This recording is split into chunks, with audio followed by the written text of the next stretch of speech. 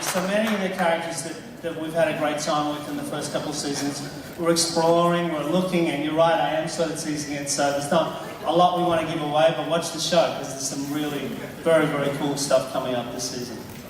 There is a tortoise when you I'm sure we'll be seeing Clyde, though, at the very least. Absolutely. Yes. Okay, before I have one last question for Johnny, if you guys have audience questions, feel free to line up at the mics in the center aisles, and we'll be opening up the floor soon. Johnny, last quick question for you. Yes.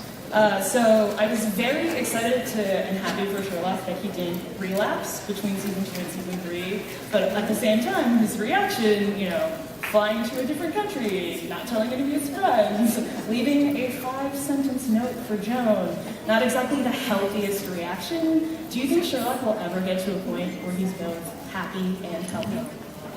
Goodness, I mean, one thing I love about playing the character is that, and one thing I love that the creators have done with the drug addict aspect of his character is that, it's a struggle and there are many mistakes to be made. And the reality is there's no sort of real wrong way to stay sober, and he can make all these mistakes and he doesn't get it right. It's not this picture book version of... We understand how they are not partners now, and the characters can grow on their own and together, and with others as well. Awesome. Let's open it up to some audience questions. Do we want to start on the right, over here? This is for Lucy Lowe. I've been following your career, and I just want to say thank you. Oh.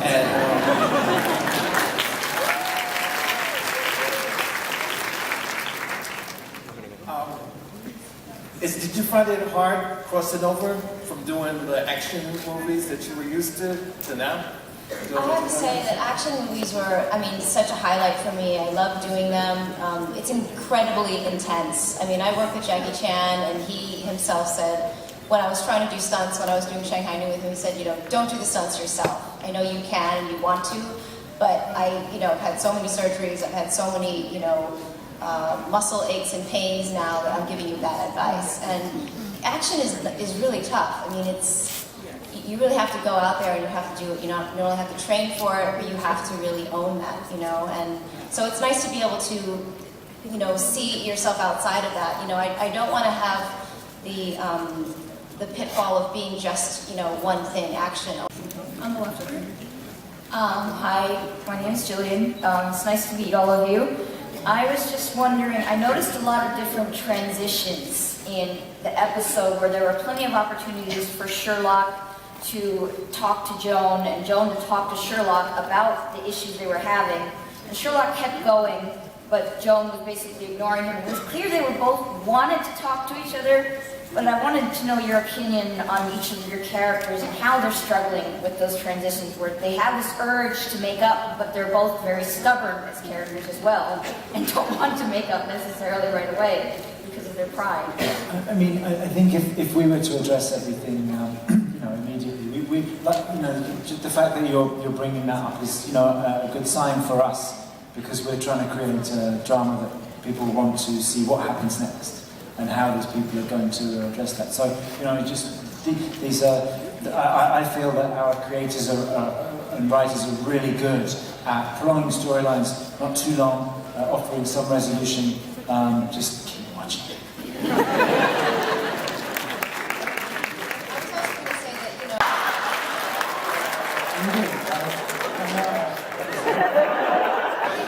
It's a fantastic idea, I have to say. But I'm not in charge, thankfully. If I was in charge, that would totally happen. Very smart of me. Hi, my name is Emma, and this question is for John, and I guess by extension for the writers. One thing I really appreciate about the show is how you guys write Captain Gregson and Detective Bell, that they're not, for lack of a better term, the butt monkeys that they can be in some adaptations. That you really get a sense that outside of what we see in the show, they're the heroes of their own story, and I wonder Do you do that consciously in the writer's room, and are we going to maybe see more of Belle's background or Gregson's background this season?